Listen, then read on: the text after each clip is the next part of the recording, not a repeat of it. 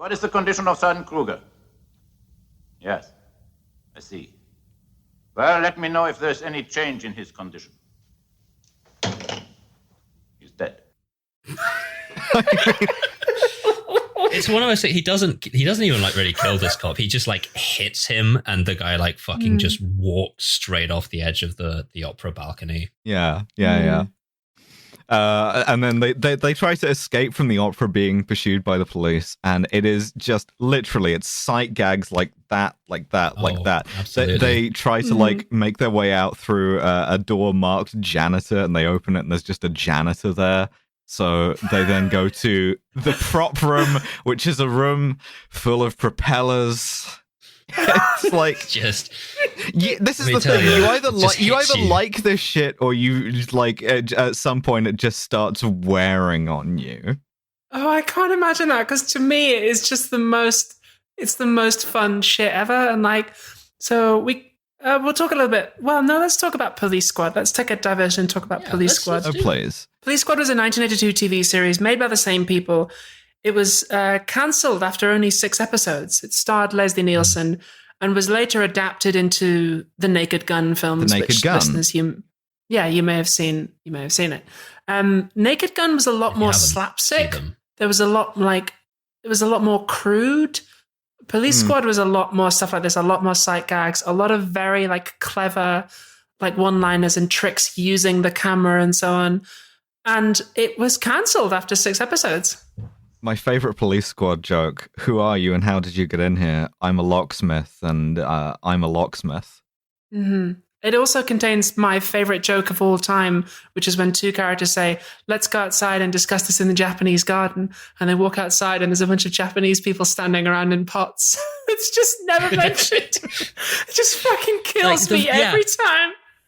That's worth flagging up, because the kind of humor in this is like absurd, insane shit happening while all characters are remaining completely serious throughout. And it wouldn't work if they in any way drew attention to a ridiculous shit that's going on. Like there's one point in Top Secret where they're in like a park and there's just a massive statue of a pigeon behind them, and like tiny little guys land on it halfway through the scene.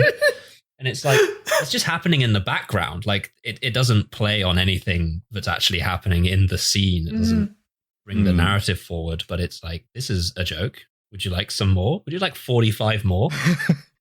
We got loads. Oh, we got so fucking many. The reason why I liked Airplane and why I liked Police Squad and why I liked The Naked Gun is partly because I haven't seen them in years, so I don't know if I'm going to enjoy them if I revisit them. That's also where I'm at. Yeah, but because I remembered liking this when I saw it, but I was a kid, and when I rewatched it, I don't know if I was just in a bad mood or something, but it just did nothing for me this time, and I don't know whether that's because of sort of rose-tinted glasses, or whether it's because you don't have Leslie Nielsen in this movie.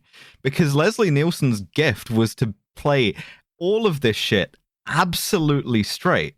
And Val Kilmer does fine in this movie, but he doesn't really get the chance because he's too much of a himbo. They haven't perfected the formula just yet. Yeah, all of the best jokes, all of the jokes that made me laugh the hardest are given to these sort of incredibly dignified character actors who are just able to play it totally straight. So, Nick gets arrested, right, helping Hillary to escape. And his manager comes to visit him in prison. And what his manager says to him made me laugh the hardest out of any line in this movie. It's so good. Which is this, and it's just delivered perfectly. I've tried everything. The embassy, the German government, consulate. I even talked to the UN ambassador. It's no use. I just can't bring my wife to orgasm.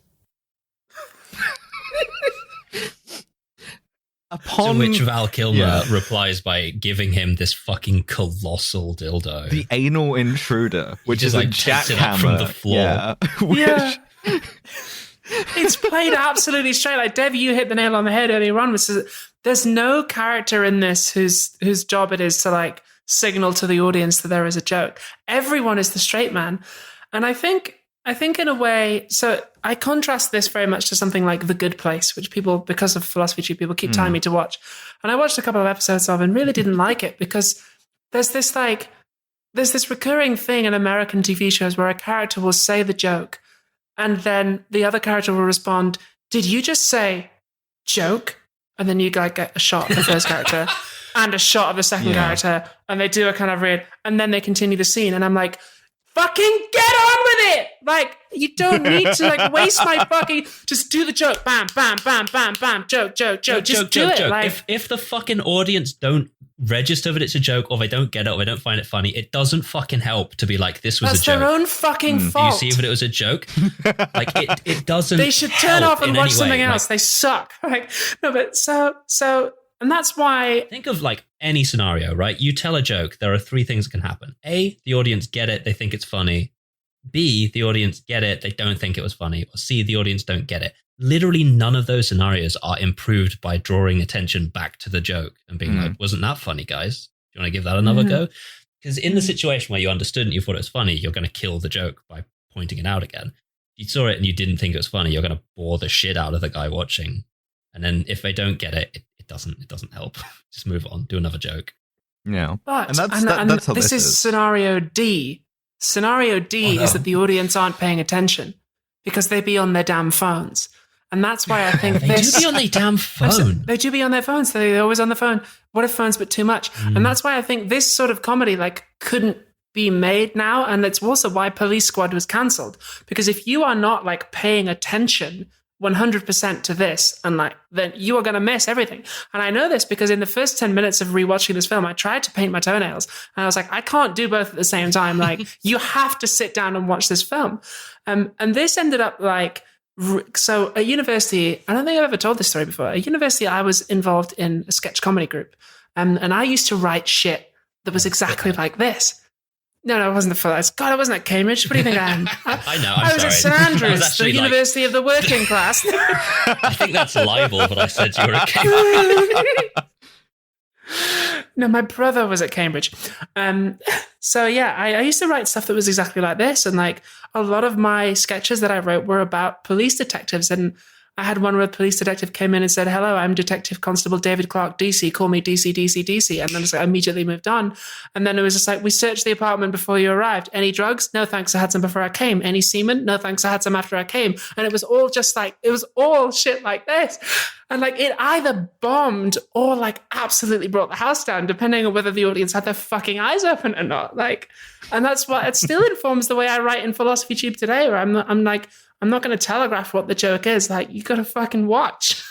Fuck you. I'm completely with you. I ran into this exact problem because usually I have a big notepad. I'm a fucking boomer. So I have a little physical notepad that I write on while I watch these movies.